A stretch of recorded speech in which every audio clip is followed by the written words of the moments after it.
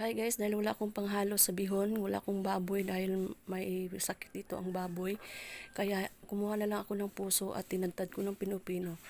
Guys, lagyan nyo siya ng asin. Lamas-lamasin nyo ng asin para mawala yung dagta niya. At ginisa ko na nga siya at ito ang resulta. Okay, sa pag-isa ko ang aking ingredients ay sibuyas, bawang, luya, of course, mantika. Yan, pamintang durog, suka. Ilagay mo siya ng suka para mawala yung amoy ng puso ng saging. At nilagyan ko siya ng bihon. At ang resulta mo guys, para siyang may giniling na baboy. Pero hindi po yan siya giniling.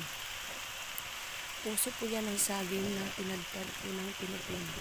At ang mga guys, sold na naman ang aming pananghalian dito sa aming probinsya. At ito na pala ang ulam ng mga mahihirap dito sa probinsya. Bye mga